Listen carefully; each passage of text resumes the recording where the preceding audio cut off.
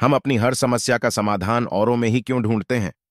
हम क्यों ये चाहते हैं कि मेरी समस्या का हल कोई दूसरा बता दे, या हम किसी ऐसे महापुरुष की खोज में रहते हैं जो हमें हमारी जिंदगी का सही किनारा दिखा दे?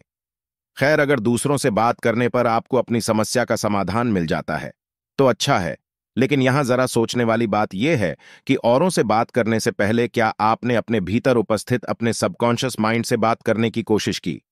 मनुष्य अगर विश्वास करे तो उसके लिए हर चीज संभव है, क्योंकि हमें खुद ही नहीं पता कि हमारे अंदर क्या क्या समाया हुआ है। दूसरों से हम अपनी परेशानियों के बारे में बात करके हंसी या मजाक का पात्र ही बनते हैं। ऐसे बहुत कम लोग होते हैं जो आपके दुख में आपका सहारा बने और आपको सही मार्गदर्शन दें। जबकि आज के दौर में अगर आप किसी से सहारे की कामना करते हैं या अपना दुख बांटने की कोशिश करते हैं, तो हो सकता वो आपके सामने तो दुखी हो, लेकिन आपकी पीठ पीछे कितने ही लोगों के बीच आपका मजाक उड़ाएंगे। जिस महापुरुष की खोज में हम बाहरी दुनिया में भटक रहे हैं, असल में एक ऐसी महाशक्ति हमारे भीतर ही स्थित है जो सर्वशक्तिमान है, और एक निश्चित समय पर वो जागृत होती है, और वो है हमारा मन, पहला कॉन्शियस और दूसरा सबकॉन्शियस माइंड। कॉन्शियस माइंड के द्वारा हम जागृत अवस्था में सोचते हैं और बाहरी दुनिया का अनुभव प्राप्त करते हैं। सबकॉन्शियस माइंड इन्हीं सब बातों को ग्रहण कर सुरक्षित रख लेता है और उसे पूरा करने में जुट जाता है। आपकी धार्मिक भावनाएं और जुड़ाव, आपकी प्रार्थना और इच्छा, यह सब आपकी क्षमताओं और इच्छाओं पर ही निर्भर है। जो बात आप चेतना के स्तर पर स्वीकार करते हैं, मानते हैं, वो आपके अवचेतन में भी स्वीकार्य होती है। इसलिए आप अपने अवचेतन मन को प्रशिक्षित कर सकते हैं और उससे अपनी सभी समस्याओं का समाधान हासिल कर सकते हैं। आपके अवचेतन मन के पास हर समस्या का समाधान उपलब्ध है। अगर कोई समस्या है तो अपने सबकॉन्शियस माइंड से बात कीजिए, उसके सामने एक सवाल रख दीजिए। हो सकता है आपको तुरंत जवाब मिले, लेकिन जब आप अवचेतन के समक्ष एक समस्या रख देते हैं तो वह लगातार जवाब तलाशता रहता है, भले ही आप कोई और काम कर रहे हों। फिर एक दिन सबकॉन्शियस माइंड आपको एक व्यावहारिक समाधान लेकर आपके सामने जाता है। यह एक आइडिया भी हो सकता है और सीधा सरल जवाब भी। इसलिए ऐसे लोगों के वर्ग में न शामिल हों जो आप में नेगेटिव ऊर्जा भरें। आप अपने अंदर इस तरह के नेगेटिव प्रश्नों को दोहराना बंद करें, जैसे अगर मैं ये काम नहीं कर पाया तो, अगर मैं पास नहीं हुआ तो, अगर मुझे नौकरी नहीं मिली तो। डर व शंकाओं को दूर कीजिए, क्योंकि ऐसा डर ही हमें आगे नहीं बढ़ने देता। हम वहीं के वहीं रह जाते हैं, एक स्थान से बाहर निकलने की कोशिश भी नहीं करते। जोसेफ मर्फी ने लिखा है कि अवचेतन मन उस डार्क रूम की तरह है जिसमें तस्वीरें डेवलप होती हैं। इस डार्क रूम में वो आकृतियां आकार लेती हैं जो बाहरी दुनिया में हम देखते हैं। आपका अवचेतन मन चीजें देखता है और उन्हें दर्ज कर लेता है, और फिर जब इनकी जरूरत होती है तो इन्हें याद कर इस्तेमाल कर लेता है। क्या आपने इस ओर कभी ध्यान दिया या नहीं कि आप रोज सोने से ठीक पहले और उठने के ठीक बाद क्या करते हैं, क्या देखते हैं, क्या सोचते हैं? इसका आपके जीवन पर बहुत प्रभाव पड़ता है। आप इन दोनों समय क्या करते हैं, इस पर आपके जीवन की खुशहाली निर्भर करती है। पहले मैं आपको यह समझा दूं कि ये दोनों समय, यानी रात को सोने से ठीक पहले का समय और सुबह उठने के ठीक बाद का समय, बाकी समय से अलग क्यों हैं। अगर आप चाहें तो आपकी सभी इच्छाएं साकार हो सकती हैं यदि हम अपने सबकॉन्शियस माइंड में छिपी हुई शक्ति का प्रयोग कर लें, जिससे हम अपने जीवन में प्रभावशाली बन सकते हैं। हमारा सबकॉन्शियस माइंड हमारी हर बात मानता है।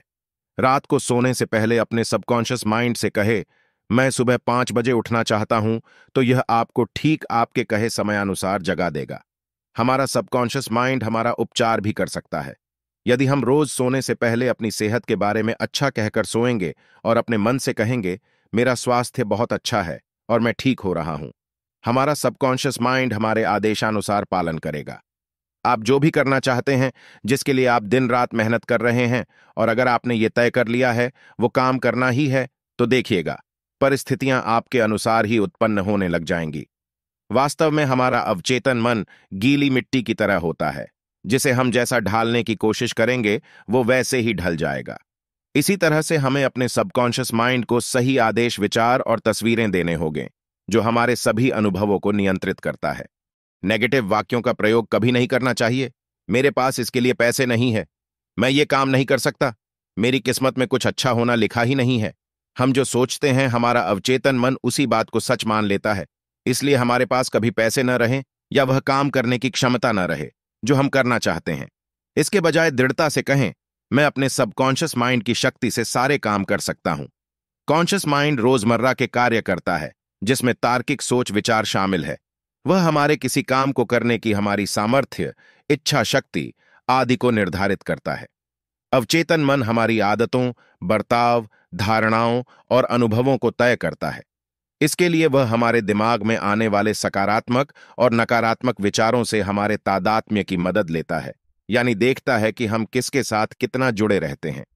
जब हम जागे होते हैं और अपनी सांसारिक जिम्मेदारियों का निर्वाह कर रहे होते हैं, तब हमारा चेतन मन एक्शन में होता है।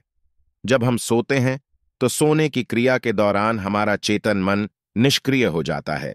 सोने से ठीक पहले अवचेतन मन जागृत होता है, या कहें कि सक्रिय होता है। अवचेतन मन के जागृत होते ही हम जो भी बातें सोचते हैं, जो भी दृश्य देखते हैं, उन्हें अवचेतन अपने पास रख लेता है और उन्हें वास्तविकता में बदलने का काम शुरू कर देता है। इसलिए यह बहुत जरूरी है कि सोने से ठीक पहले आप अपने भावी खुशहाल जीवन के दृश्य देखो। जीवन में जो पाना चाहते हो उसके बारे में पॉजिटिव बातें सोचें। इस बात का ध्यान रखें कि अवचेतन मन के पास आपके लिए क्या अच्छा है, क्या बुरा है, इसको फर्क करने की क्षमता नहीं होती। उसके लिए आपका सोचा हर विचार, आपका देखा हर दृश्य आपके हुक्म की तरह होता है। वह तुरंत उन्हें आपके वास्तविक जीवन का हिस्सा बनाने के काम में जुट जाता है। मनोवैज्ञानिक डॉक्टर जोसेफ मर्फी ने वैज्ञानिक शोध के साथ स्पष्ट किया कि कॉन्शियस माइंड जिस भी बात को स्वीकार करता है और उसके सही और सच होने पर भरोसा करता है, हमारा सबकॉन्शियस माइंड उसे स्वीकार कर हकीकत में बदल देता है। सबकॉन्शियस माइंड के आदेश पर उसी प्रकार के हार्मोन पैदा करके उस कार्य को पूरा करता है। डॉक्टर मर्फी के अनुसार हम जो कुछ भी हासिल करते हैं या नहीं करते, वह हमारे विचारों के परिणाम होते हैं। सबकॉन्शियस माइंड केवल वर्तमान जीवन को ही नहीं प्रभावित करता, बल्कि आत्मा के साथ दूसरा शरीर धारण करते समय भी साथ रहता है। दूसरे जन्म में इसी सबकॉन्शियस माइंड के कारण व्यक्तित्व निर्माण व संस्कार प्राप्त होते हैं। इसलिए यदि मनुष्य वर्तमान जीवन और अगले जीवन में आनंद चाहता है, तो उसे अपने कॉन्शियस और सबकॉन्शियस को सकारात्मक सोच व विचारों से परिपूर्ण करना होगा। अवचेतन मन आपके हर काम को प्रभावित करता है।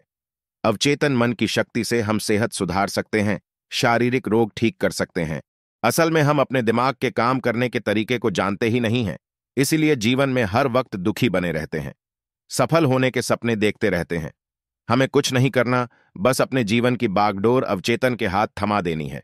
वह ऐसा शक्ति है जो आपकी हर इच्छा को पूरी कर सकता है। हर व्यक्ति के पास यह शक्ति है। यह कुदरत की दी हुई शक्ति है। वे तमाम लोग जिन्हें आप दुनिया में सफल वैज्ञानिक, बिजनेसमैन, खिलाड़ी, कलाकार आदि के रूप में जानते हैं, उन्होंने अपने अवचेतन मन की शक्तियों का ही सहारा लिया। वे रात को सोने से पहले बड़े ख्वाब देखें, अपने खूबसूरत सफल भविष्य के सुंदर खुशियों से भरे दृश्य देखें और भूलकर भी सुबह उठने के बाद नेगेटिव भाव पैदा करने वाले काम न करें। आपके पास भी अवचेतन मन के रूप में कुदरत का दिया यह ताकतवर शक्ति है। तो जीवन में दुखों और असफलताओं का रोना बंद कर थोड़ा जाग जाएं और आज से इस शक्ति की ताकत को उपयोग में लाएं। खुद ही देख लें कि वह आपके लिए क्या कर सकता है। मर्फी लिखते हैं कि बीमारी शारीरिक हो या मानसिक, सबकॉन्शियस माइंड उसके इलाज में बड़ी भूमिका निभाता है। समस्याओं के समाधान का कोई वैश्विक या सर्वमान्य फॉर्मूला नहीं होता। प्रार्थना का एक फॉर्मूला जरूर है। जितनी ज्यादा यह विज्ञान संगत यानी समन्वित, व्यवस्थित और विशिष्ट होगी, उतना ही बेहतर परिणाम आपको मिलेगा। अगर हम सही तरीके से प्रार्थना करते हैं तो हमारी प्रार्थना हमेशा काम करेगी। हमारी प्रार्थनाएं काम क्यों नहीं करती?